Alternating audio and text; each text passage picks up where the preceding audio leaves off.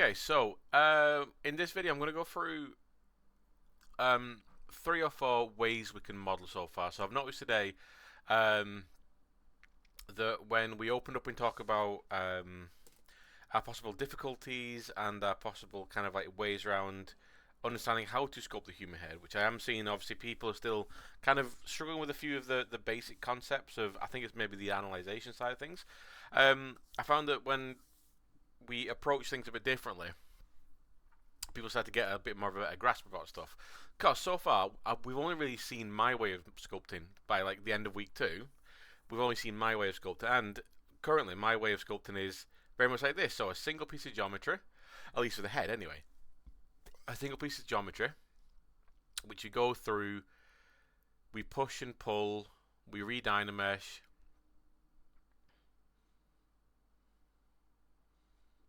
and we form the head, neck, eyes, ears through this. So you can see as I move right through the history of this, it's happening. So far, we go from a sphere and we just work it,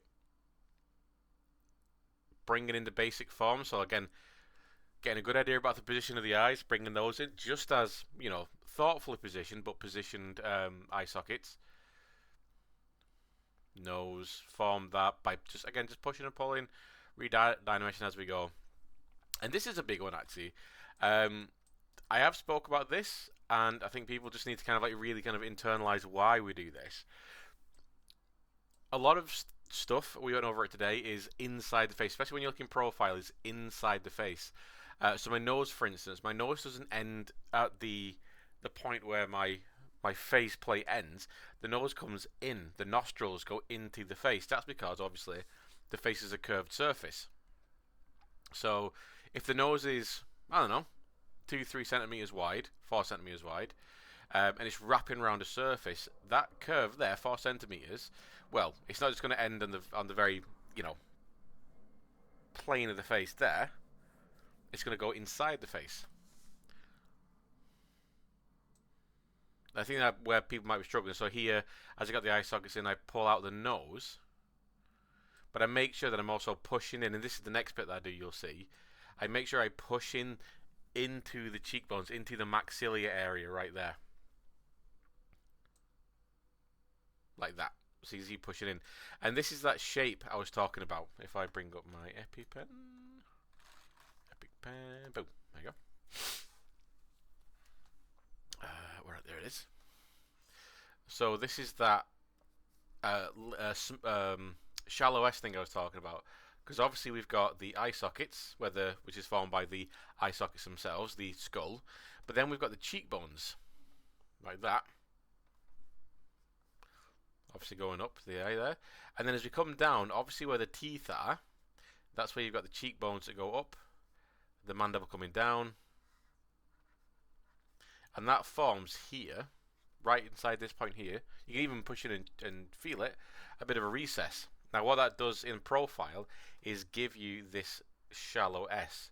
Now in 2D you don't necessarily need to know that, or need to use it, because obviously in 2D you can kind of BS a lot of stuff. In 3D you can't BS anything. What you put in there is on display for all angles, all sides.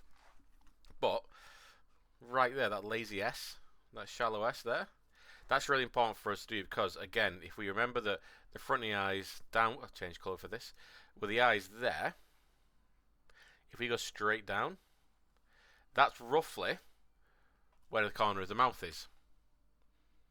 Now if we don't push in, if we don't think about this lazy S and we put the corner of the mouth there, you can see that there's quite a big distance from there to there. And it means that our mouth as well, if we look from underneath, is going to be very flat. So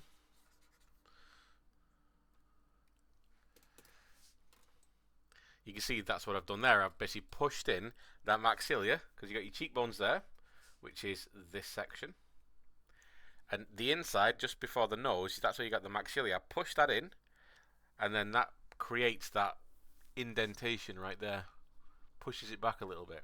Because again, as I said in class, we can't think about fat and muscle and the flow of the face just going directly down. Instead, they need to think about it going across like that. A lot of the face is being pulled down and back towards the back of the mandible, like this. So you can see right there, that lazy S is covering that.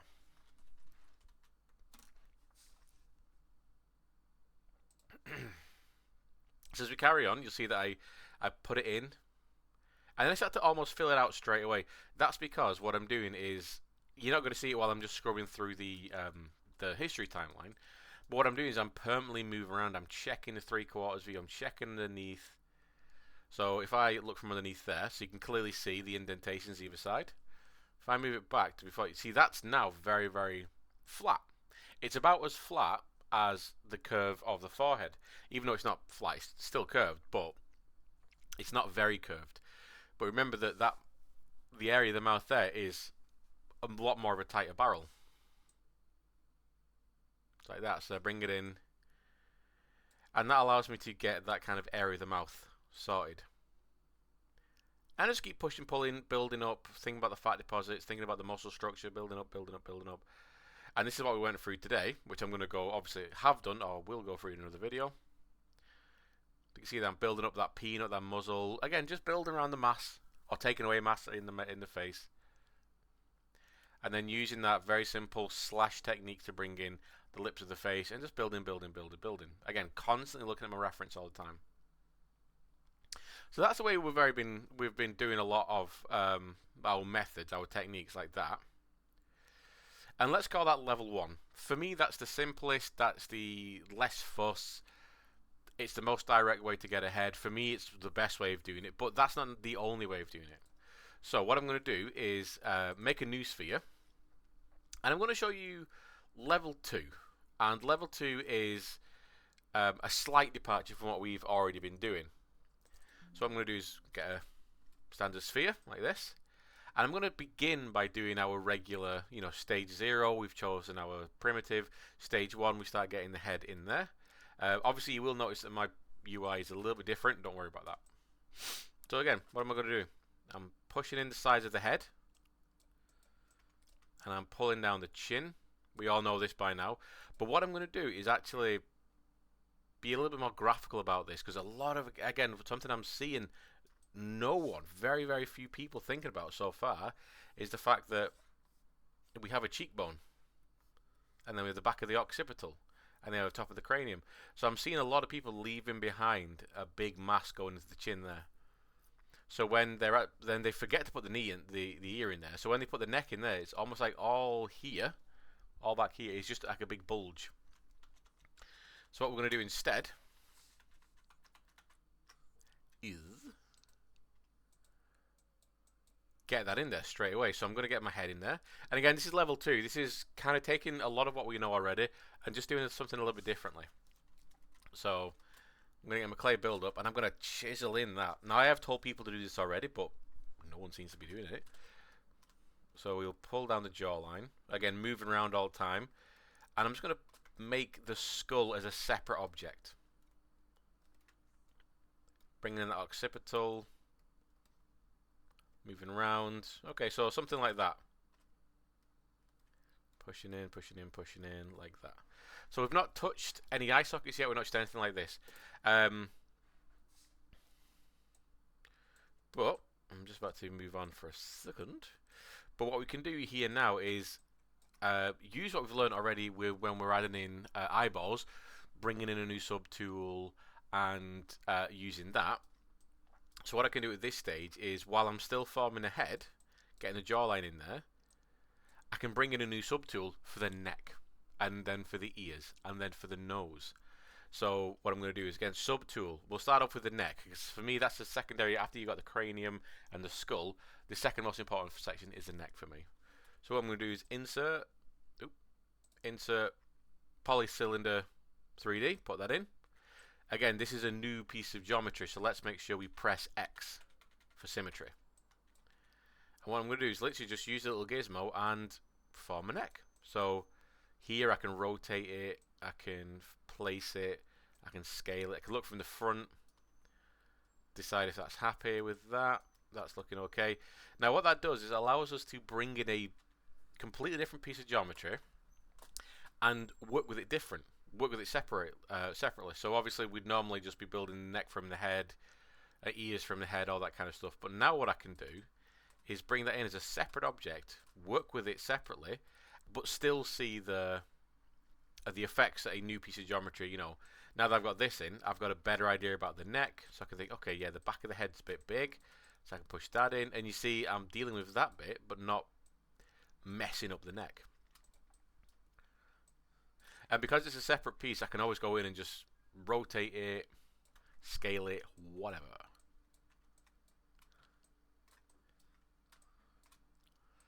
Dead easy. So this is the way I used to work quite a lot. But I've just kind of fallen into the habit of building everything from... oh, that's not right. Let's fix that. Building everything from one piece of geometry, as that's become my kind of go-to method. But with this is a perfectly fine way of doing it. There's nothing wrong with doing this method. I'm doing the exact same process as I would generally. I'm just separating bits off. So that's my neck in there. So what about ears, for instance? You can do ears with any kind of geometry. With a sphere, with a cube, with a cylinder, literally anything. Because, again, you could dynamesh stuff, flip around, all that kind of stuff. What I'm going to do is do this with cylinders. So I'm going to bring in another cylinder. Again, get the gizmo up by pressing W. Rotate it around. And if you hold Shift, you can snap to 5-degree increments. I'm just going to literally bring it to the side, on the left-hand side, because what I'm going to do is use that mirror and weld, and it needs to be on the left-hand side. If we're looking, anyway, character right, our left. And I'm going to get it in a nice flat kind of area, and I can rotate it. So again, I'm still using the same position. I'm still thinking, right, okay, it's got to be about there, the halfway point of the head. I can start to just form it. You're not going to get anything really nice at first. Let's do a bit of an angle. Okay, so it's still a bit wing nutty. But at first, that's all I need. Oh, maybe I'll make it a bit smaller. It's a bit big, that. There you go. Tilt it back. Maybe make it a bit bigger. Awesome.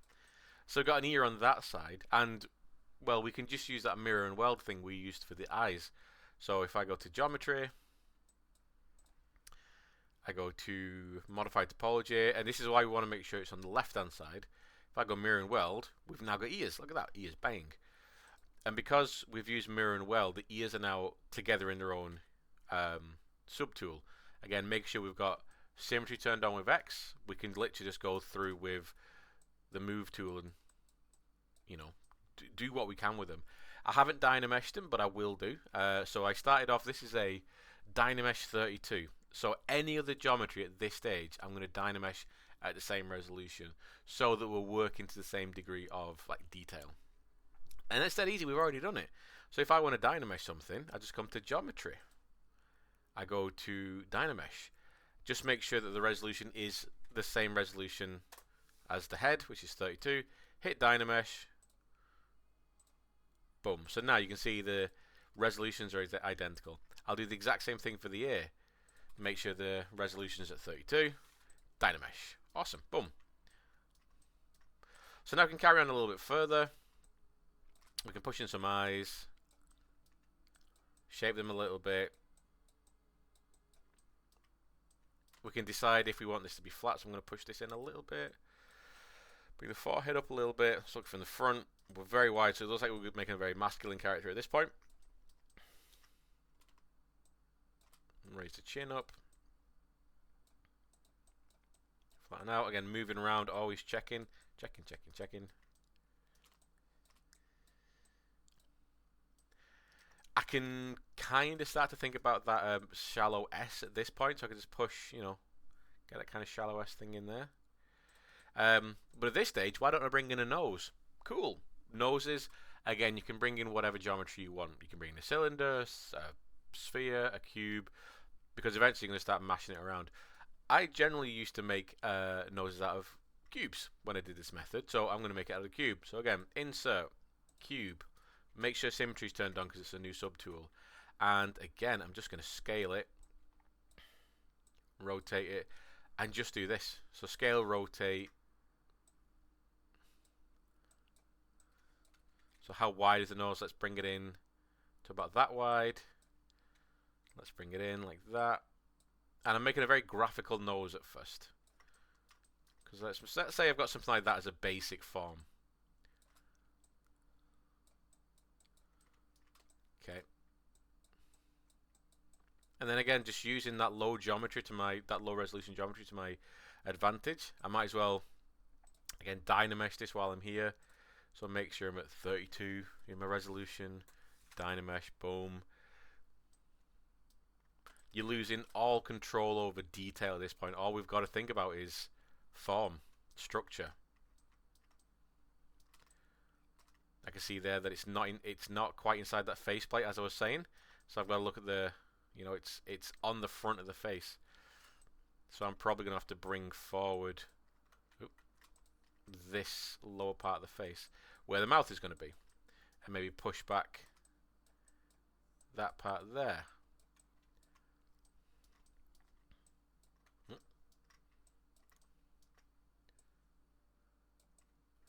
And you'd go through the exact same process as you would normally model anything. All you're doing here is you've literally got different pieces of geometry to deal with. So at this stage, you got everything in. I'm going to jump everything up to about 120 at this point. So I'll Dynamesh the nose at 120, and I can start doing a little bit more with it. Do the head at 120. Do the neck at 120.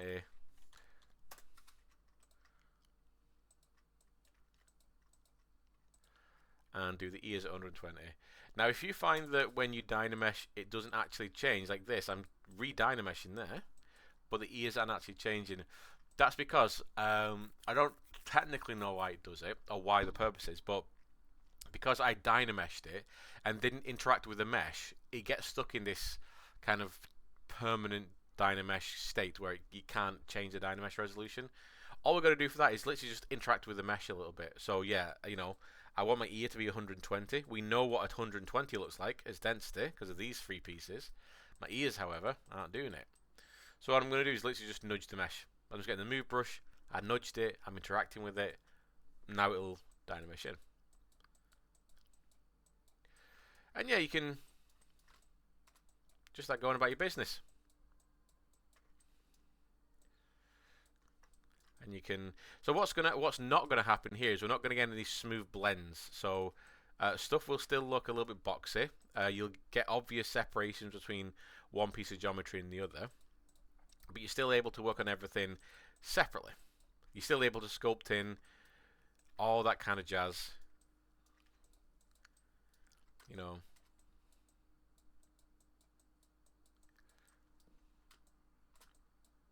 All that jazz. And what I'll end with is how we can also use this kind of method to make eyes and eyeballs. And the method I'm about to show you with the eyes, you can use on any method, to be honest. You can use it on anything. I've shown you, again, keeping everything to one mesh, and you sculpting out that form. I think that's really good. It gets you really well versed at what the structure, you're controlling the form more, you're controlling the structure more. But what we can do is, I've got some basic eye sockets in there. Let me just refine them a little bit more. So I've got something there. The nose isn't perfect, but again, it's not meant to be perfect at this stage. That's not the point. So I'll bring in those eyes now. So let me bring in, again, insert 3D sphere. Move forward. I'm just going to scale it down and bring it forward of the face to the left. Turn off perspective. Press P for perspective. So now I'm thinking like, okay, 5 eyes wide, so roughly 1, 2, 3. So maybe it could be a bit big, touch bigger, so something like that. Cool. So kind of bring it into the eye there. Maybe they're a little bit big, so I will take them down a little bit. There we go. Geometry, mirror, and weld, as we know. The geometry, mirror, and weld. I'm not going to Dynamesh these. There's no point Dynameshing eyes. So, oops, this is the more technical part of making eyes, but it's cool. Don't worry about it. So I'll just form around the eye now because I do kind of want to make these a little bit more skull-like, I guess. Because what I'm going to do is take the eyes, I'm going to duplicate them. So I'm going to grab my eye subtool. I'm going to hit duplicate. If I scroll down, I'll take down the amount of visible subtools. There we go. I'm going to hit duplicate. So now I've got 2 sets of eyes. These top ones, I'm going to leave them alone. The ones below we're going to do something with. So again, make sure I got symmetry turned on. I'm going to press W for my gizmo, and I'm going to make sure that my gizmo is also in the middle of the object. Like that. I'm going to scale up. And I'm going to move it in a little bit, so I want to overlap. So what I've done there is scaled up the eye. And these don't have to be perfect as well. I mean, I've kind of like, pardon the pun, eyeballed it in place. You know, if I still with transparency turned on there, which, you know, if you've not changed the UI, which none of you have, transparency or trans P will be down kind of in this area down here. What I'm doing is I'm just making sure the eye is, you know, as over the top of the original eye as I can. You can see there on the inside there is the ghost of the original eyeball. Cool. So that's all I'm going to do for that. And here comes the fun bit. I'm going to duplicate this again. So what we've done there is we've got the eyes in place. We've duplicated one set, made them a bit bigger, literally just a little bit bigger, like maybe half a centimeter bigger.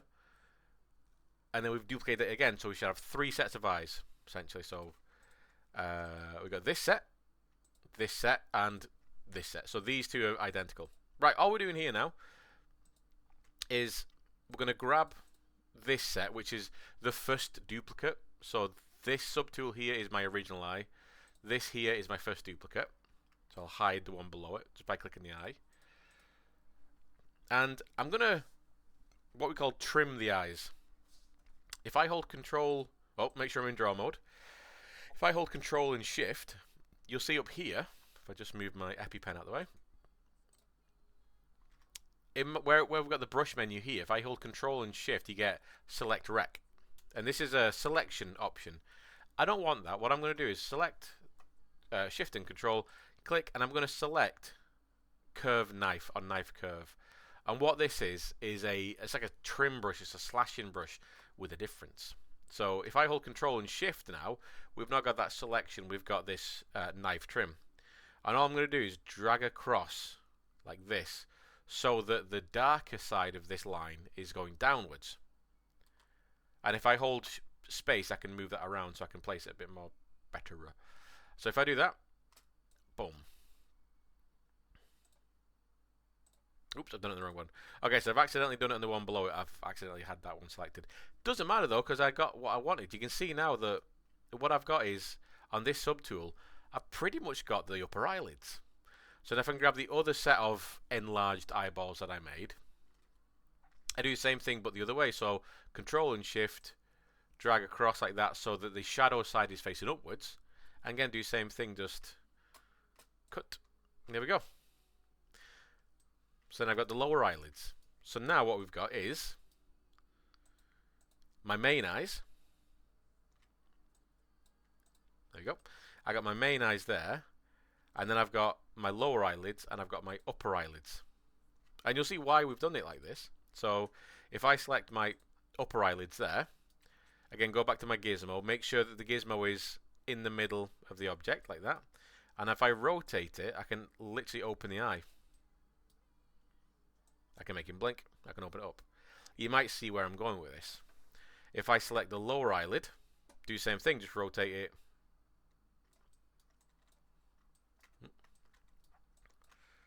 So what that gives me is 2 sets of eyelids to play with. Again, this is like what we did with the neck. I've got the geometry I eventually would be having anyway, but what I've got is it's separate from the mesh, and this allows me to now, with like whatever brush, in this case a move brush, I can start to carefully move it around so I can get the shape of the upper eyelid like that. Get the lower eyelid, pull it up.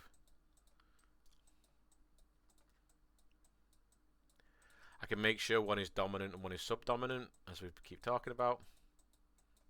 Making sure that as I'm moving around, I'm not moving it in or out of away from the eye. I'm going to try and keep it as close to the eye as I can. And like I said, I used to work like this, and I sometimes do if I'm really struggling or if I just want a bit of a change. But this is just another way of modeling. You know, there's nothing wrong with what's happening here. It's just a different way of doing stuff. And some of you might appreciate this more hands-on approach. The only difference being is obviously there's a lot more involved with doing this. You know, you bring in your eyeballs, we all know how to do that. You mirror and weld, we all know how to do that. You duplicate twice essentially. One set you cut in half using that Control Shift Click knife curve. One set you cut the bottom half off, so you got the top part left, and the other one you cut the top half off, so you got the bottom one, and those become your eyelids. And then you can do all the stuff that we would normally want to do. So what I can do is start to pull this down. I'm being a bit kind of slapdash with it at the minute, but you know, you can pull it down and start to make the lower eyelid connection. Because you see why all this pays off in a second, and why, you know, a lot of professionals do it like this, especially if they want to be very precise, like this. Good. Awesome. So, you know, can get shapes like this. It looks fugly at first. Don't worry about it. Do not worry. And this is only level 2 as well. It's only level 2. Level 4 I'm going to really struggle with because it's a method that I really can't get my head around how to work like. But I've seen people do amazing stuff with it, and it might work for you. Okay, so I'm going to Dynamesh these as well, as per usual. So go to my geometry, Dynamesh, 180, boom, there you go. And then do that one, boom, there we go. Awesome. So we've got our eyes there, we've got everything in there, and I'm happy with that. We can go in there if you want to and start to pull down or model out the, you know, the fat and the folds of the upper eyelids, the cavity of the inner eyelids. You know, we've got a lot of control here because we're not worrying about interacting with the eyelid or the eyeball itself. Nice. So cool. Look at that. They're dead fast. Now the great thing about this is bringing it all together. So I can do this bit by bit. So we're all at 120. I'm probably going to buff it up to maybe 180 to do this. So I've got my head at the very top there. And I'm going to merge down it. I'm going to merge it down onto my neck first. So I've got to find my neck. There's my neck. And literally all I do is I just click and drag my neck and move it underneath my head. So that's my head at the top, and it's my neck. So I'm going to click and drag that subtool up underneath my neck. Boom. Click on my head, and I'm always going to go for merging down the most important thing onto the second most important thing. So currently my head is obviously my most important thing. So I'm going to merge that down onto my neck. That'd be my second most important thing. So underneath we've got merge in our, oh, that's behind my head. There you go. Merge. That's in the subtool menu, just underneath the main subtool block. Like all this guff, you've got split and merge. So I'm going to go to merge. Merge down. It's going to say this is a not undoable function because remember that's how subtools work. I'm going to click OK. There we go. So they're currently in the same subtool, but they're actually still separate objects. Now here comes the fun bit. I'm going to Dynamesh this at 180. I mean, the number doesn't really matter. I could keep it 120, but I want to do it 180 because. So now I will Dynamesh. Boom. So I'm getting a little bit more resolution, but what you'll see is where those two bits of geometry overlapped is now one piece of geometry. So what I can do is start to smooth that out, and you see that, hey, look at that. It's now one piece of geometry. And I can smooth out areas I want to smooth out, and I can leave sharper areas I want to leave behind for, like, you know, maybe they got a really sharp jaw or something. But boom, you know. So now my head is part of my mesh. And I can go through and just start working through the subtools. So what's the next subtool for me? Maybe my nose, but it is underneath it, so I'm going to do that. I'm going to merge down my nose, well, my head onto my nose, because again, most important gets merged down onto the second one. If I then do, boom. So you notice then I didn't change the resolution to 180. That's because it will always take the resolution of the one that is above it. So that if my head's at 180 and I merge my head down onto something, when I Dynamesh, it's going to take the resolution of my head. There we go, and I can start to work that. And again, I've kind of sped through this. I could have worked on my nose a lot more. I could have done a lot. I could have gone into, you know, 250 resolution on each one of these pieces and had it look really, really nice and then Dynameshed it in. But just for the sake of the video, you know, I'm just going to speed run it. So I'm going to grab my ears, move it underneath my head again. So again, I'm just clicking and dragging the subtool. And then merge down. And Dynamesh. Clean up. So you can see how fast it is. like I said, this is how I used to work on everything, and I sometimes do work like this on some stuff, but it allows me to very, very quickly put stuff together. And the only thing I'm not going to Dynamesh in is my eyeballs. So I'm going to put my eyeballs at the very bottom, and I'm just going to go through and Dynamesh my upper eyelids first. So down onto them. Dynamesh those in. Oh, that's my lower eyelids. It doesn't really matter. So let's Dynamesh those in. Nice, look at that. Already looks very nice. And then Dynamesh down, oh, well, merge down again. That's my upper eyelids, do my eyelids. There we go. Now, the benefit of doing this at a high resolution is you're not going to get, you've got this really nice, sharp meeting point here, which is really nice. When you do this at lower resolutions, like 180 up to 250, something like that, you'll get this natural, or not natural, but you'll get this, where's it, Dynamation, there we go. You'll get this, where the 2 points meet, they kind of blend together slightly, so you lose a little bit of resolution, but, you can either get that back in with damn standard, or, get rid of it completely. There we go. So that's level 2. And like I said, the only thing I wouldn't do on that is merge the eyes in, because the eyes have always got to be removable because the eyes float around. Now, one thing I'm not going to do in this is try and do a mouth, because this is something that I really cannot do. I can't do the mouths in this method. I have seen people do it. I'm not very good at it. Okay.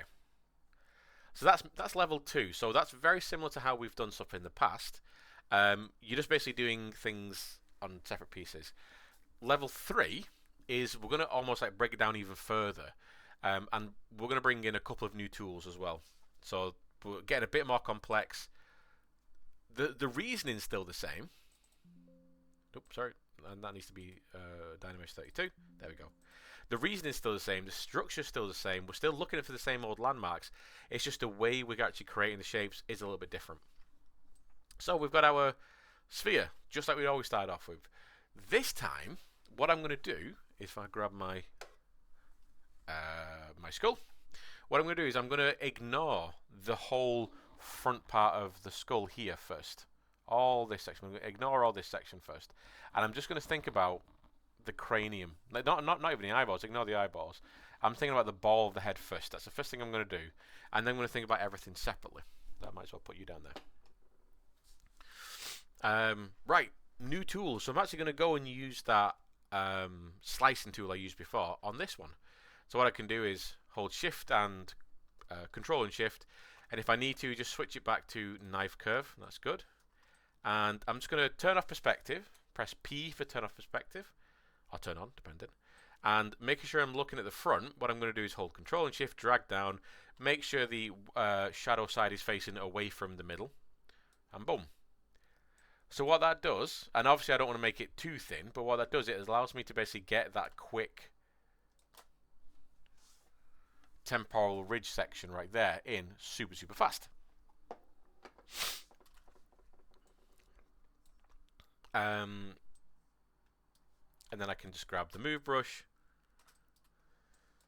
and start to just basically make the cranium section like that. So this is the top of my cranium. My faceplate isn't there, so don't worry about it yet. Hit it with a bit of smooth if I want to, boom. Because my eyes are going to be about here, about in this section, but you'll see why. So then I've done the top of my cranium. That's cool. If I got the right kind of shape at the sides, I can bring that out a little bit if I want to. But I've not got everything in there to properly build have things to relatively scale things against. So next I'm going to insert a cylinder. Now what this cylinder is going to do is become the front of the face. And I'm going to use that trim tool again. So I'm going to bring it in roughly about here,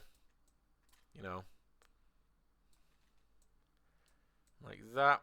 And I'm going to, again, control and shift, drag down. I'm going to cut off not quite half at the back, but just past half, as you can see. I'm going to cut that off about there, I reckon. Boom, cut that off. And then I'm also going to drag like that and cut that off. So now that creates is the mandible, the jawline. Well, there you go. Like this section here. That's what I've done. Cool. And again, because this is geometry, if I want to push and pull stuff, I can either, don't switch, I can either use, you know, these to, the gizmos to push it deeper, to make it wider. Again, now that I've got this in there, I can see that, okay, yeah, this bit needs to come in a little bit, because top of the head was a little bit domey. You know, maybe I want to pull this in, maybe I want to shallow, if I'm going for a more feminine face, shallow it out. What I do like about this method, I don't use this a lot at all, this kind of method. There's too many moving parts for me to like feel comfortable doing it. What I'm able to do is get that jawbone section in right there. And again, you'll bring in the neck the same way, you'll bring in the eyes the same way, you'll bring in the ears the same way. So I can bring in a neck using a cylinder, rotate around, again, descend, depending on what I want to do. So if I want to go for something a bit more feminine, I'm going to make the neck thinner, which means I'm going to have to just push this back in, bring this back up here. You know, I can use that trim tool just to slice off a bit like that. See how good that trim tool is? Again, Control Shift, making sure the shadow side is facing downwards, because I'm basically going to cut the angle where the neck meets the body like that. Boom. Oh, let me... So I accidentally didn't put symmetry on both these new subtools. Whoopsie. So we'll just go in and select my neck, geometry, modify topology, mirror and weld. Cool. And definitely do it on this jaw section, because that obviously was a bit wrong. There we go. And then, you know, push it in, get that more female kind of jawline going. Push in this section a bit more, so you can see very quickly I can get something, you know, quite nice, not bad.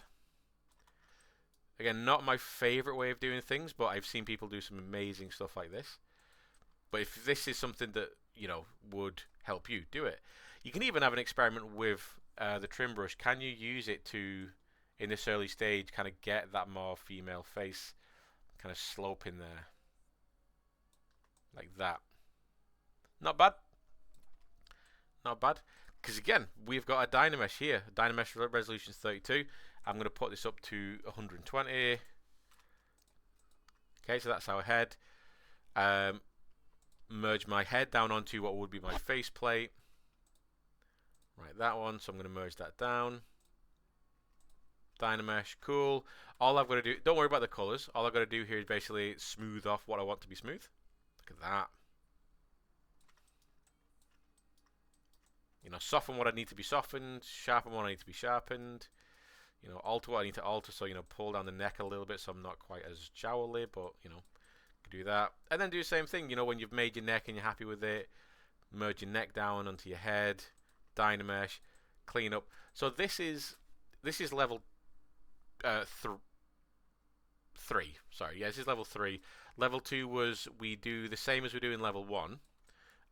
But instead of bringing the face, the nose, and the ears, and the neck out of the same model, you make the skull shape out of one piece of geometry, and then you would bring in the neck as another piece of geometry, you bring in the ears as another piece of geometry, just work on those as separate pieces, and then when you're ready, bring them all together. 3 perfectly fine ways of doing it.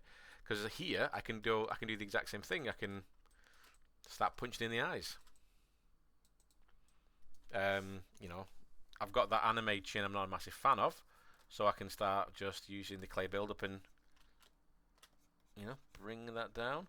Checking, always checking, so I can just add that realistic mass, soften it off, because I don't want to have super spiky chins. You know, boom. All good. And again, we go through the process the exact same way. Who's to say that you don't bring in the neck, the nose, and the ears out of this mesh? Who's to say that you don't bring in separate meshes for the nose and the ears? Easy, easy, easy. Now, the other thing we can do, I'm going to introduce. I've introduced the knife slicing tool in this.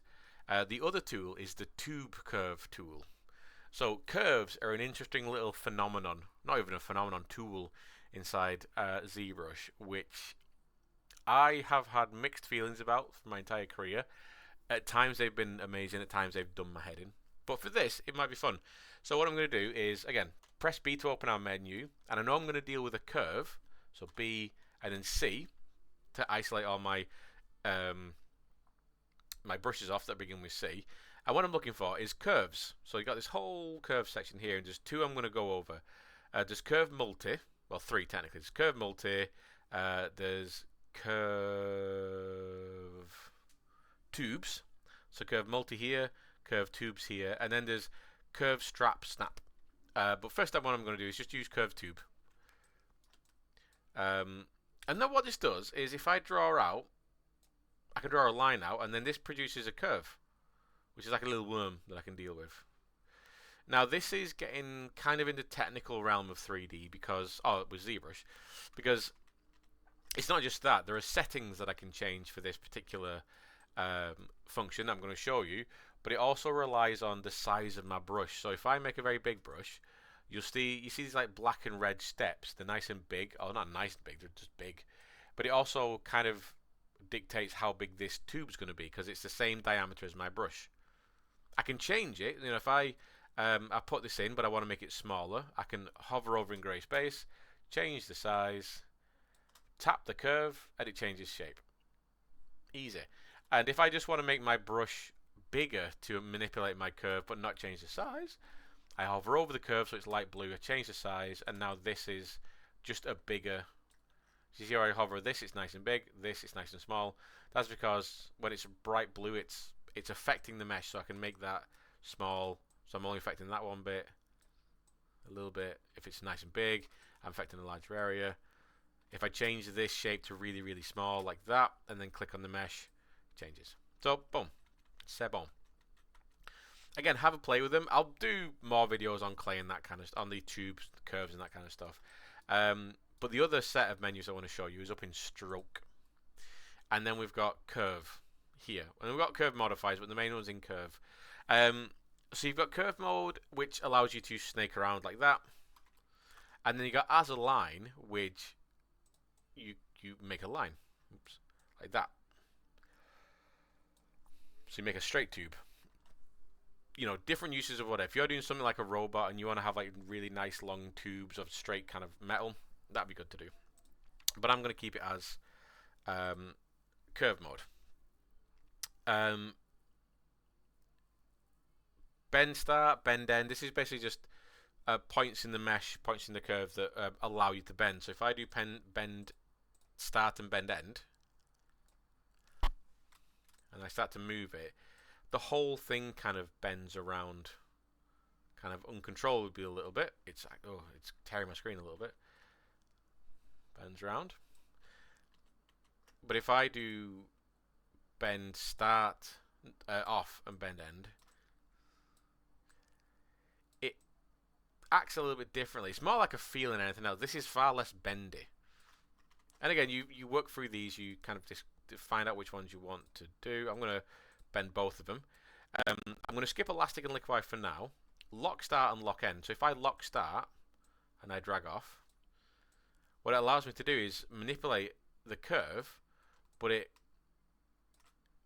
doesn't move that beginning point. So I can actually make sure that maybe my pivot point, my beginning point is right there, and then I can just kind of pull and push that around.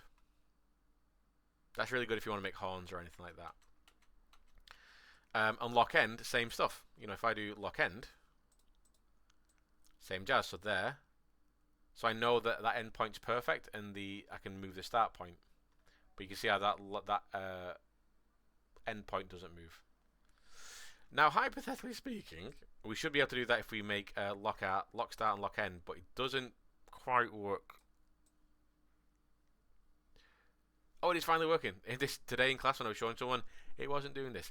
Great, thanks for doing that. So what this does allows you to have the begin and the end be in the right position, and you just mess around with the inside of the curve. Yeah, when I was showing someone today, it didn't do this, which is what I love about ZBrush. Sometimes it just doesn't want you to do what you want to do. So that's lock end and lock start. Pretty self-explanatory. It locks the beginning, it locks the end. Depends what you want to do with it. The next one I'm going to do, so I'm going to stay lock start, is snap. So what snap does, it will snap to a surface. So now when I start to pull it across this object, it's not going through like the others were. It's actually snapping to the surface when it gets close. This is really useful, especially when you're doing what I'm about to show you in a bit. This curve can be like really, really useful. And you can also do some quite cool blocking in of, you know, headdresses or, you know, costuming, something like that. The tubing if you're doing aliens, because it's snapping to the surface. That's what snap does. Very, very cool. So if I now leave all that and I do this, I'm going to turn on elastic. So what elastic does is it allows you to basically bend and stretch sections and add to it. So before I turned that on, what wasn't happening before is I was only moving the length of the original curve. This allows me to actually just add and decrease the length. So if you start bringing it's a bit harder to decrease the length. But if you start moving stuff together like this, it starts to decrease the length a little bit. Or if you just pull it, you can increase the length. That's elastic. Liquify does something very similar, but instead of elastic, I've not got any elastic with me here. But obviously, when you pull and bend elastic, it's just a straight line between 2 points. Liquify is like, you see how it's a little bit more goopier and looser. Oops, daisy. So this is what liquify does. It just allows you to add more mass, but in a much more curvier way, which is nice. And there's a bunch of other stuff in here that you can have a play with, and that's the best thing about it. Just have a play, see what it does. Now, if I want to commit this to the actual mesh, currently this is not committed to the mesh. What I'll do is I'll click the mesh that I drew it on top of. So I'm in my head subtool. I've drawn these curves, and if I click the head now, you'll see the curve disappear, and it becomes a mesh. But what it doesn't do is it doesn't put the mesh in its own subtool. It puts it in the same subtool as the original mesh, which could be good, could be bad, depends what you want to do. If you're doing what I'm about to show you in a bit, it's probably best to leave it in the same mesh. But if you want to, you know, if you're making horns or hair or something like this, what you can do is, just as you commit it to the mesh like this, you can split it off. So I'm going to go, again, in the subtool menu here, you got just underneath here, you got split, and I'm going to go split unmasked parts, boom. So now you've got your head as a subtool, and this new curve is another subtool. So there's a few steps involved with that, and it's definitely something to get used to. It's not the most intuitive way of working.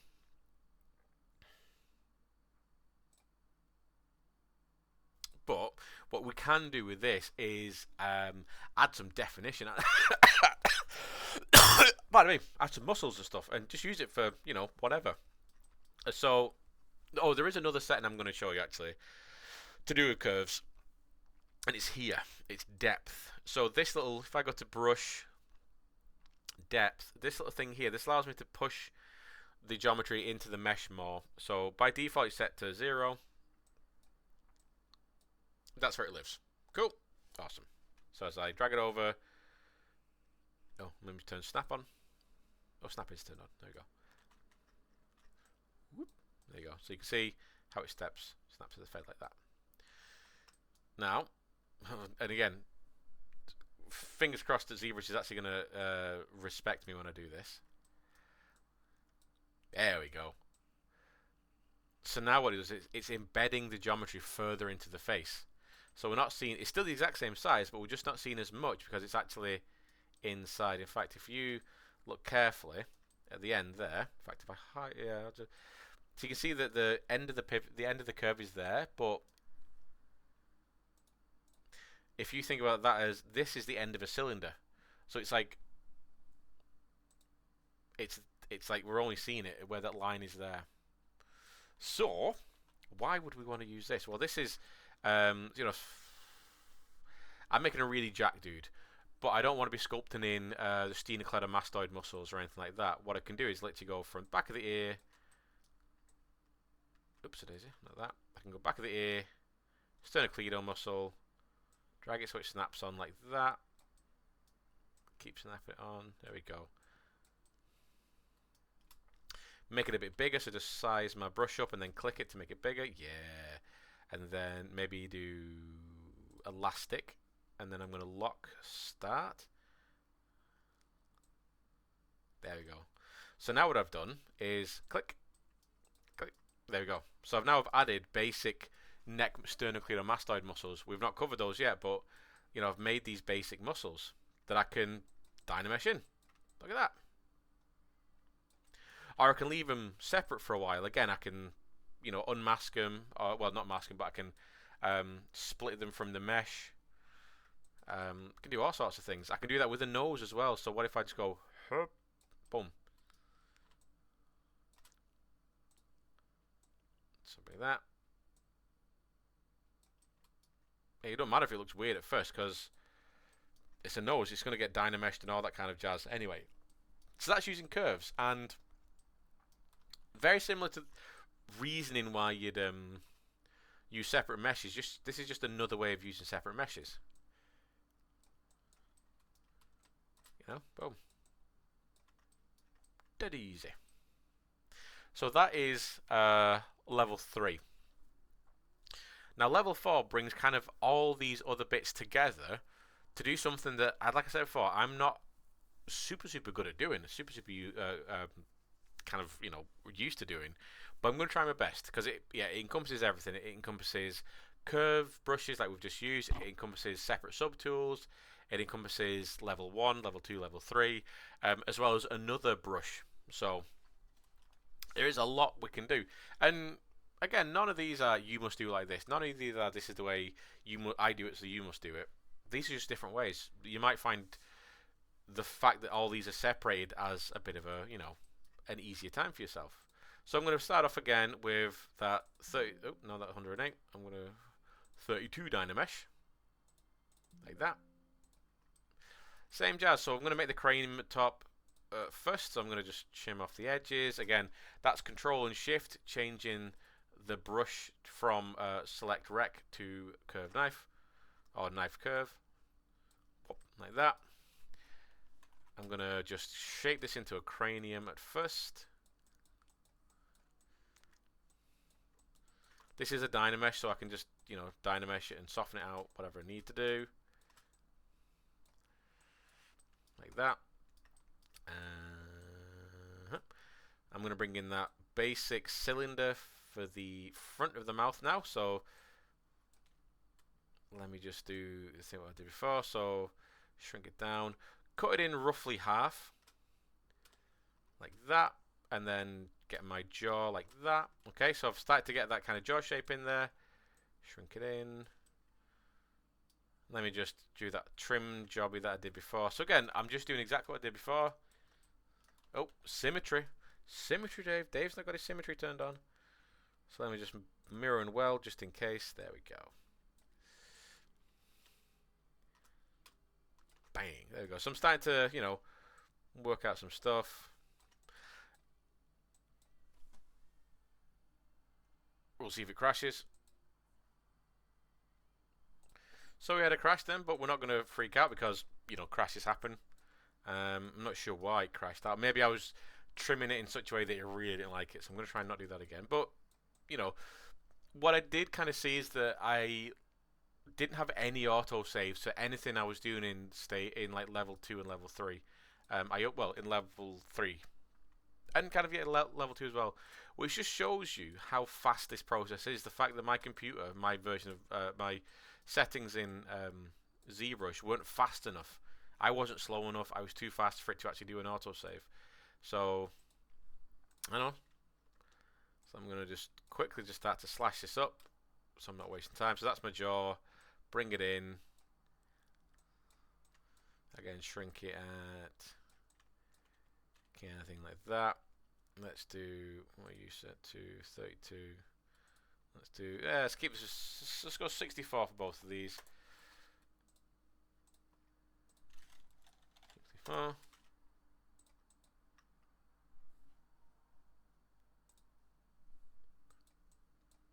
Now I'm going to keep these separate again. I'm going to keep these separate, and I'm going to try my best to do what I intend to do on this. I've not got symmetry turned on again. Turn on symmetry, Dave. So you're going to see me kind of stumble through this a little bit, but it's just because I don't really work in this method. But I'm keeping it all separate. So I've got to get my, that's my top of my head, that's my zygomatic arch, my temporal ridge right there. I can maybe chop off the top of this, because this is where my eyes are going to go, so I can go buff, there's my eyes. That's my cheekbones, okay. That's my jawbone, stuff we're familiar with so far. Symmetry again, Dave. Let me just do a quickie little cheeky little thing. So deformation, I'm going to mirror that, because then my mirroring weld is going to mirror properly. There we go, make sure symmetry is turned on. Right, won't make that mistake again. Okay. But form the head, get the, especially if I want to get more of a feminine face, get that in there. Cheekbones, like that. I'm going to get a neck in there. So again, we know how to bring a neck in. Symmetry, turn on, and I'm going to make a neck a little bit thinner than I usually would, for a reason. So I'll bring it in. I can still, shit, I've got symmetry turned on. Yep, I can still shape it around as per usual. So I can tell that my cranium needs to come up a little bit, back. This needs to come up. I need to bring that back up a little bit. I can slice the neck a little bit, pull it in a little bit. That's good. Yep, so far so good. Maybe my head's a little bit long, so maybe move this up a hair. Push this in a little bit. Again, this is not my way of working. Bring in the ears. Come on, Dave. There you go. So I'm just going to squash down an ear, rotate it into place as you would normally do. I'm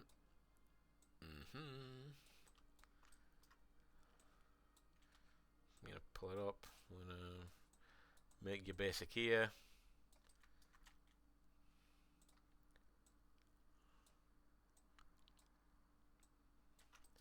Mirror and weld.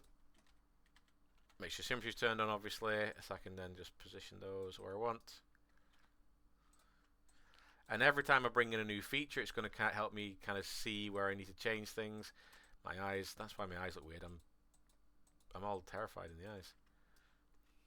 There we go, that's better. Bring the ears forward. So you're seeing why this kind of way of working, I don't know why I'm looking at that screen, the camera's right there. This way of working is good because it allows me to work with things individually. And if I need to make a change, I can literally just grab it and move it into place. I don't have to worry about how it affects the rest of the mesh. Pull you, just push you back in there. Okay, cool. And let's bring in a nose. Again, I'm just going to bring a cube, symmetry turned on. Flatten it out. Shrink it down. Pull it in.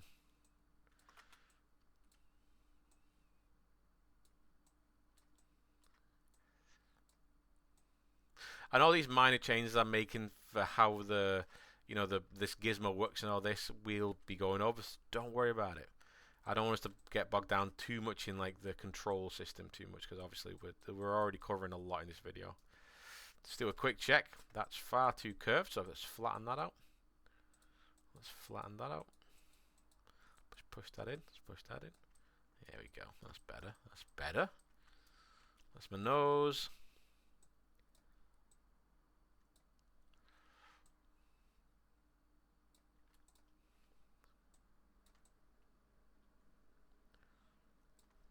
There we go.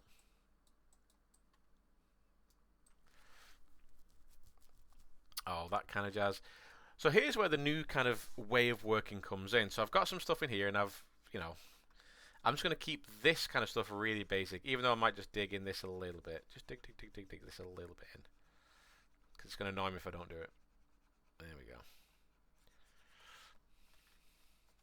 So that's that maxilla section I was talking about. Right, so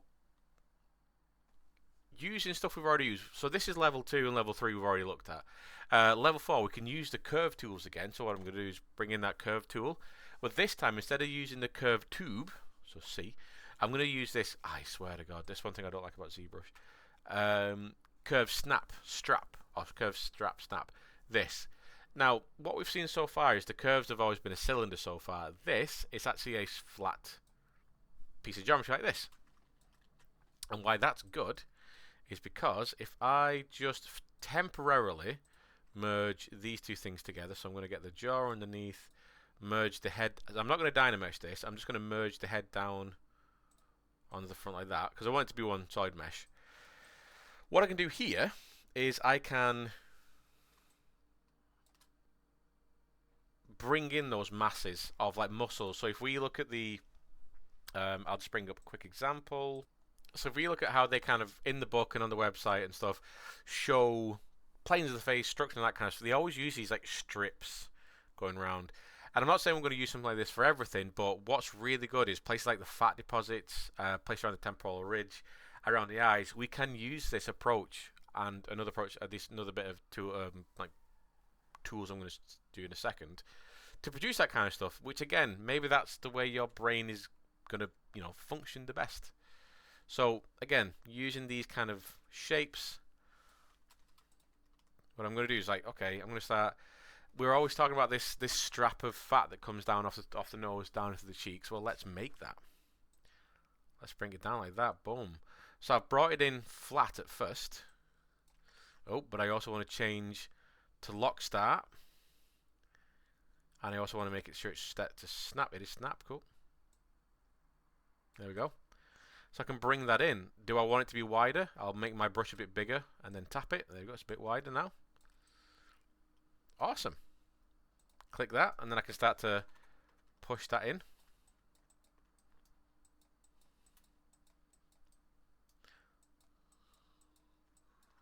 Bit of geometry there. What about the eyes? Okay, so if I'll invert this, I can just push in the eyes. My eye sockets aren't the best, so I can.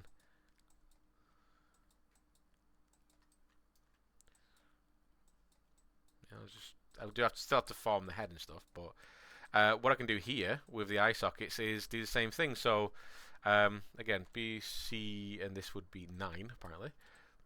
I can make that lovely little mass above the eyebrow. And if I go elastic, which allows me to increase it, there you go, so I can start to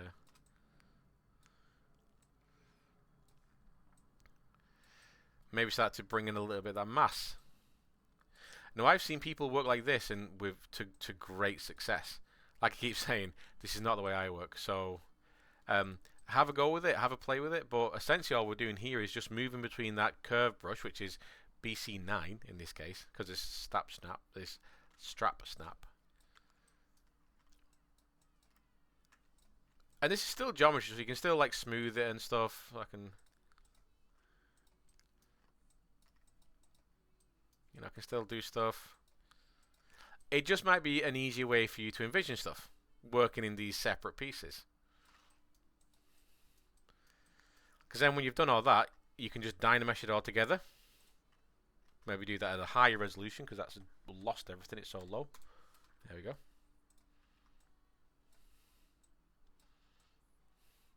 And then just smooth in or sculpt in the information, and then you've got that kind of way of working begun. So by doing that, I can start to bring up the mass of the forehead, like there. Coming in with a trim dynamic, so BTD, flatten off those sections, flatten off that section, flatten off that section. Think a little bit more kind of think a little bit more graphically about things. So you can see there, now that,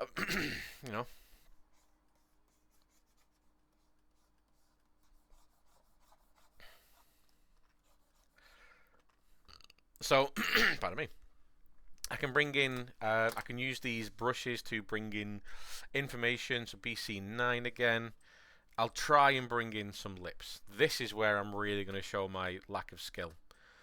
So I'm going to bring... Oh, so I'm going to make it nice and small at first, because I want that to be a nice curve like that. But then if I hover over, increase the size, and then click it, like that, now they're much bigger. Is that going to work? Or do we need to use the other? Do we need to use clay tubes instead? So again, bring that in, bring my lips like that, okay. So they need to be snapped, so just make sure I go to stroke and snap. I'm going to lock start. Start being the corner of the mouth. I'm going to bring it into the middle. Then snap it to the ends like that. Let's turn on elastic so I can increase it. There we go. So I might be thinking, well, Dave, that's not any mouths. I hear what you're saying. But if I just accept this, I'm going to click on the mesh to accept it. I'm going to treat this like the top mass of my upper lip. I've not got that mass I normally sculpt in, and then I cut into it. I've not got that at this point. What I've got, though, is, if I use the move brush, I've got that upper lip. So I can start to bring this up. I can even mask off the bottom bit. So let me go mask. I'm going to mask off this bit like that. And what I can do is start to pull this up to create that lip section.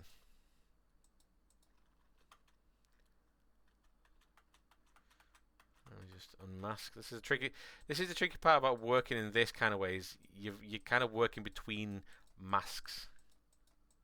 Well, there you go. So I can start to pull up the lower lip.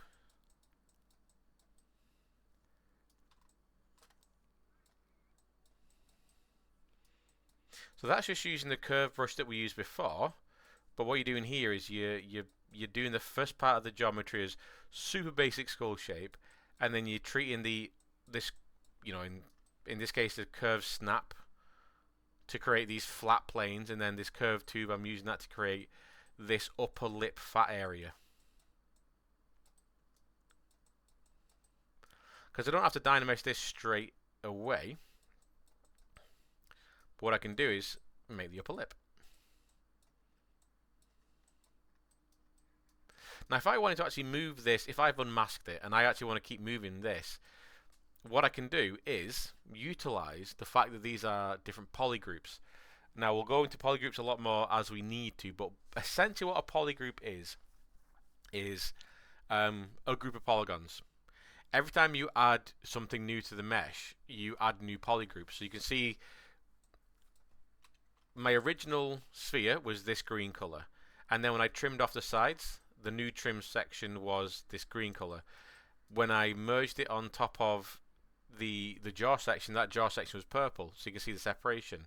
When I brought in that curved strap, you can see that's this purple, and then when I brought in that kind of zygomatic curve here, that was that kind of brown. So you can see now that this lip section is green. So if I actually want to move that on its own and not affect everything else, there's a move brush for this. So BMT. So B for brushes, M for M, but then there's move topological, BMT, move topological. And what that does is it only moves the geometry I'm actually clicking on. Like a normal move brush, you can see how that moves everything in that area. That's a standard move brush. But BMT for move topological, it only moves the geometry I'm dealing with or clicking on. So I can always go move that up. It can sometimes get a bit confused about what it's grabbing, especially when the area gets quite tight, like that.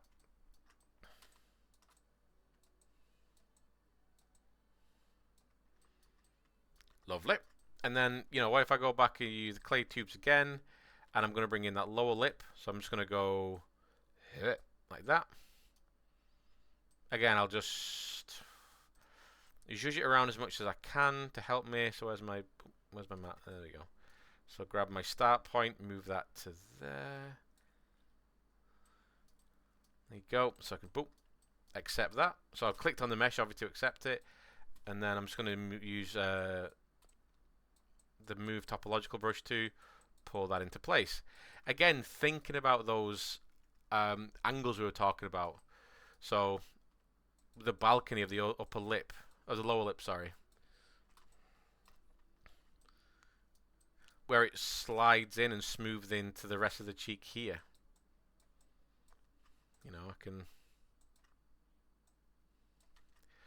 See, it does get a bit tricky. It's getting a bit confused on which one I want to work with, but now if you do want to stop it doing this, what you can do is if you press W to go to your gizmo and hold Control and click on subtools. So in this case, you know, if I click on the bottom lip, it's going to mask off the bottom lip. If I should click on the upper lip, it should, there we go, mask off the top lip. So that's, you can't do that normally if you're in a sculpting tool, but if you go to like move here, hold Control and click on one of the polygroups, it will switch to that polygroup. So if I just click on that top lip there, I can able to go in there and, you know, use the move brush, do whatever. So I can pull that, and then do the same thing. Go to the move brush, click on the lower lip. There you go. Now I'm just dealing with that.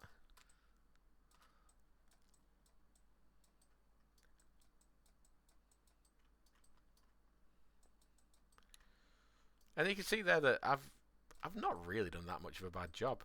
It's definitely not perfect. I still need to, you know, zhuzh it about and stuff, but you know, I can drag down those areas there that are going to kind of blend into the side of the mouth. I think we called them the vermilion, didn't we? And we learned they were called the vermilion. I can use trim dynamic or any kind of brush, to be honest, to flatten off. So it's not quite as round, so it's a little bit more kind of lifelike. Because lips, even though they're quite plump, well, can be quite plump, they're actually sometimes quite round. Or quite flat, I should say. So I was looking at the time, we're 1 hour and 10 into this now, so not long on this. But, boom, c'est bon.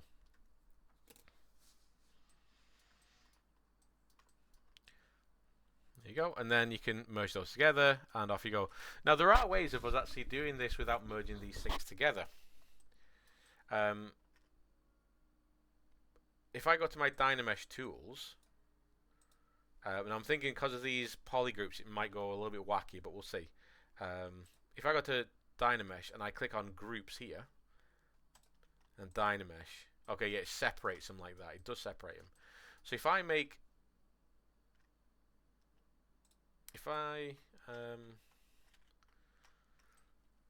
so go to my move brush, hold Control, click on that.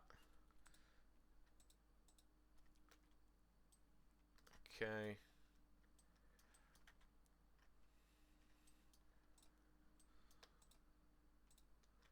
So this is where it gets a little bit tricky doing this.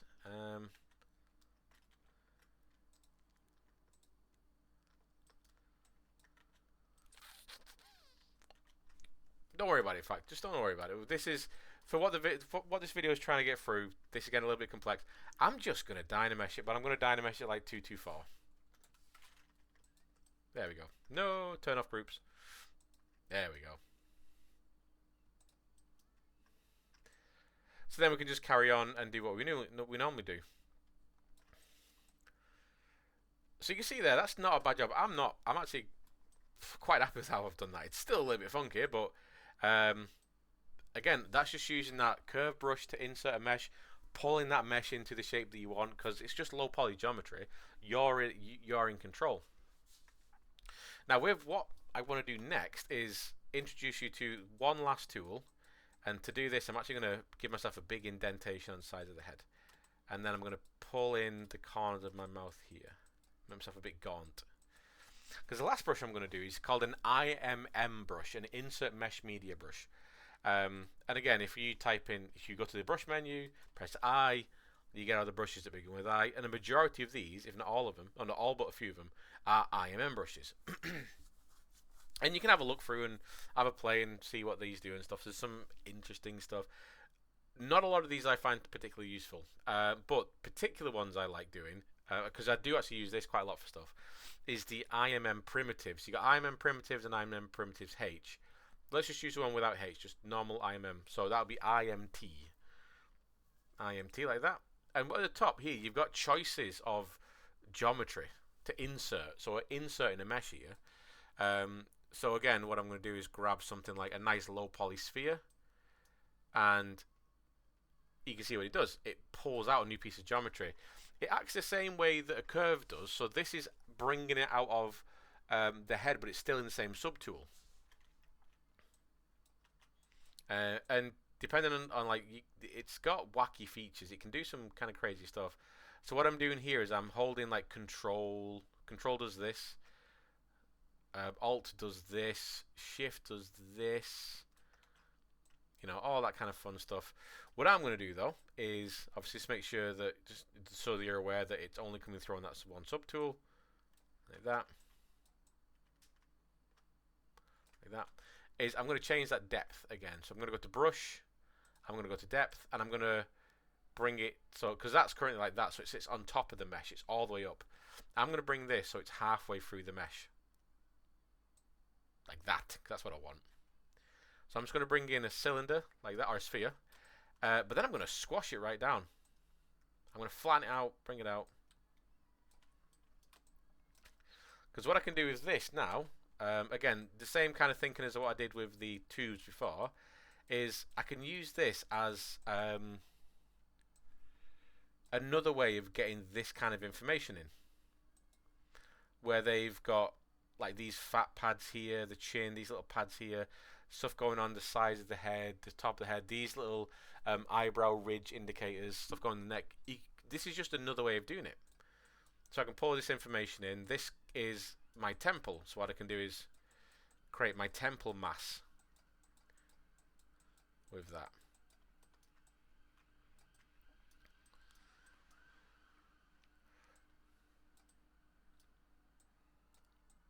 And I did go in with a really low poly. I could have gone in with a higher poly, definitely.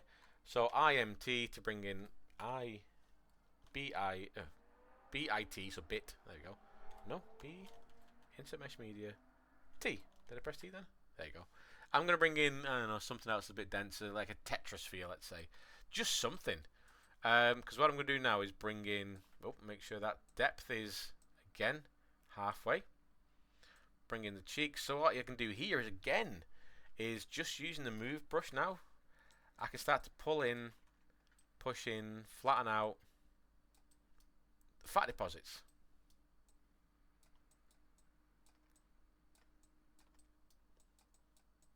So this allows me to actually bring in, I can even make like a skeleton, an actual skull shape, and then I can bring in stuff like this to actually, like forensic sculptors, they'll start putting big masses of clay to actually build up with real world muscles and fat deposits. I can do this and push, push, pull, control, pull it around like this. Now what I can also do while I'm doing this is completely separate it. So if I unmask everything, it's all obviously in the same subtool. But you can see there, that's our subtool. We've got the head plus these bits on the side. If I go to split, and I go to split similar parts, it's clever enough that it's going to split everything but keep things that are shaped similarly together. So we should have the head, the sides of the head, like these temporal sections, and then the cheek sections. Like that. There you go. So you got there and there. So what that allows me to do is select these, dynamesh them. Select this, dynamesh it. So now I can deal with like a nice smooth bit of geometry, and I can really push that skull back. You know, I can make a proper skull, and then use these to control. Again, this might be more useful for some of you who are struggling to pull all this information from a solid piece, a single piece. What you've got to learn is just how to control multiple subtools. Get used to using curves, or get used to using the insert mesh media brushes, or insert multi-meshes, insert mesh media. Because they are just, it's just separate bits of geometry. So if I go to like 64, boop, there we go. It's easier to kind of use for now.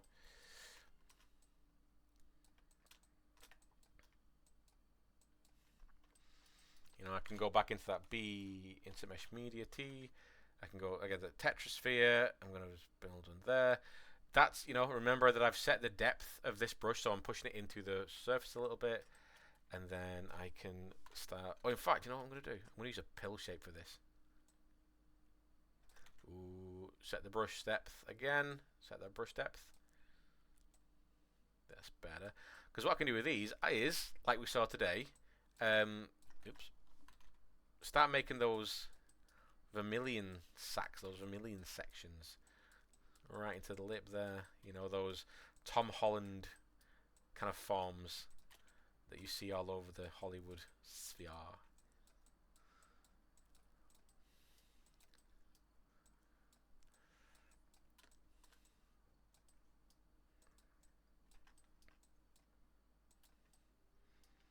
You know, you can do all this really fun stuff. And you know what? I'm not actually having that bad a time doing this. It's something that I kind of understand. I've just not done it that much, so it's a bit foreign for me. But it makes complete sense. I have done stuff like this quite a lot, but when I'm doing creatures, never for like humans. But when I'm happy with that kind of stuff, I'm thinking, okay, you know what? I could probably start to um, finalize my forms, my human forms, and get to something a bit more believable. Well, we already know what to do, so let's do my cheeks first. So I'm gonna merge down my head onto my cheeks. Yeah. Dynamesh those in. Clean up whatever I need to clean up. There might even be from the remesh. There might even end up being like some kind of artifact that you actually quite like. So now what I've got there is I've got mass created by separate objects. Do same thing with the sides of the head. So let me merge those down. Dynamesh those in. Boom.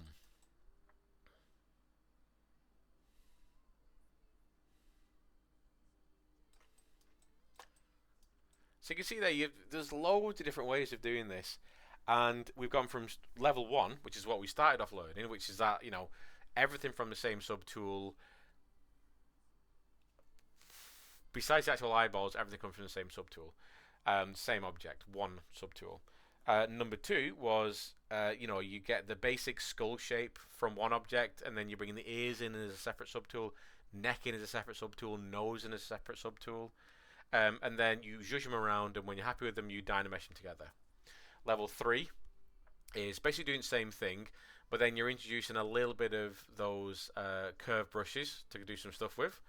And number 4 is level 3 as well is your lower face section is a separate mesh to your top section for your cranium, which is a separate mesh from your ears, a separate mesh from your neck, and then that's where you can bring in the curves to like help form the fat pads of the eyes, the cheeks, the sternocleidomastoids.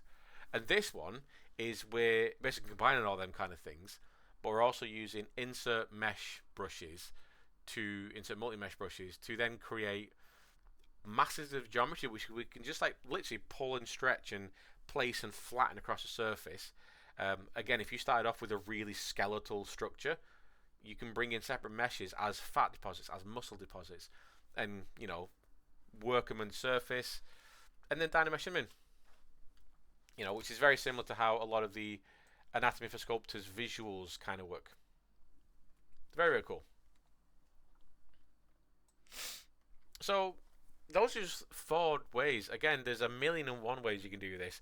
I've seen people who use booleans for a lot of this. I've seen people who do really whacked out methods that I would never advise anyone using, because they seem so specific to that person.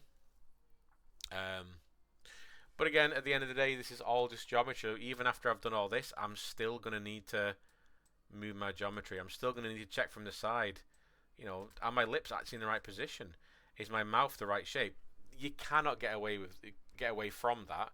But maybe some of this is taking the strain off the brain a little bit. So that's that. Bit of a long video, hour and a half there, but that's a few methods that we can look at for doing some sculpting. Now we will actually be ending up using all these kind of things when we do bodies and stuff like that, because I'm not going to show you how to make the body out of one solid piece of geometry. Yeah. Um, I'll also probably do another couple of ways of making stuff further on in the year, or well, in the next couple of weeks maybe. But those are just four to start ruminating around your brain. And those of you using Nomad, all what I've just done is doable in Nomad. There's a tube brush in Nomad. There is obviously you can bring in separate meshes. So you can bring in a cylinder, mash it around. All that stuff is perfectly doable. Doesn't mean that you can't do it, and you can also do it in Blender, obviously, if you'd sculpted in Blender. So none of this is ZBrush specific. The only thing that I don't know if there's curved brushes in Blender, but I'm sure there is. Cool. So I'll see you in the next one.